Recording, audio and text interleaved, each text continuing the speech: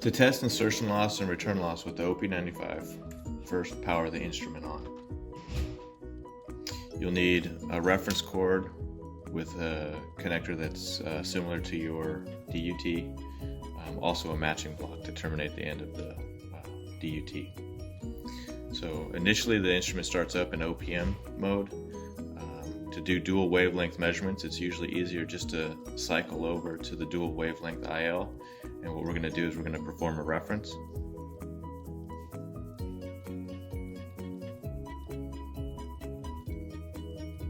And right now the instrument is referenced for IL.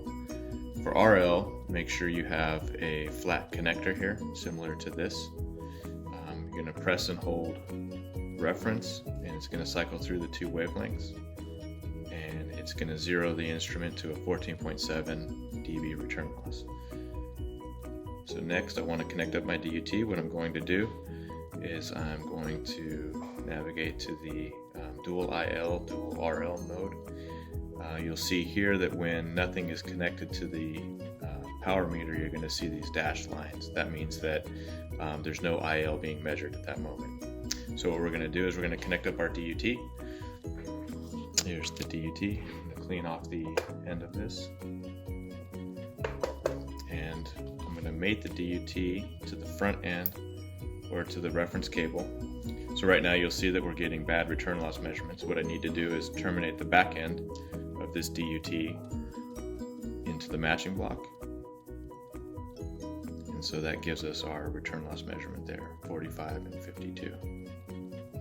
Next, to measure insertion loss, I'm going to connect this up, and we're going to see the IL measurement. So we get a 0.15 and a 0.1 L dB for IL. And then you would test the other side, disconnect it, disconnect here, connect up the DUT on this side,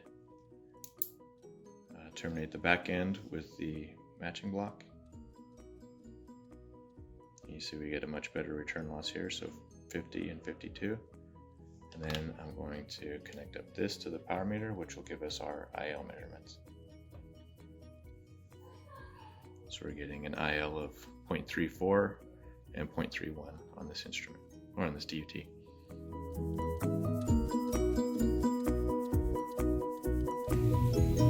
Next, we're going to look at testing the total IL and total RL of a DUT using the OP925. To do this, you're going to need to start with your instrument properly referenced with your launch cord connected from the source to the power meter. You see we're getting zeros and 14.6 dB as the return loss. For this measurement, we also are going to need a receive cable, which will connect up to the back end of the DUT.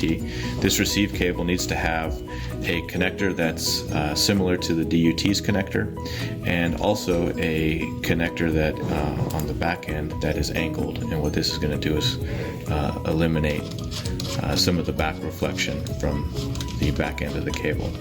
So because I have an unlike connector here, which is an APC 2.5 millimeter ferrule, I need to change out the adapter here from the 1.25 to the 2.5 millimeter ferrule adapter.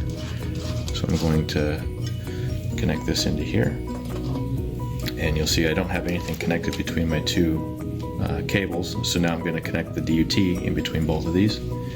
So I'm going to clean this and connect it up to my front end of the connector, front end of the DUT. And then I'm going to clean this and connect this up to the receive cable. So once I do this, we'll see that we get almost instantaneous insertion loss and return loss values for this entire cable. So this cable is giving us a 0.52 dB insertion loss at 850, 0.42 dB at 1300, and a return loss of 35.3 and 41.7 for 850 and 1300.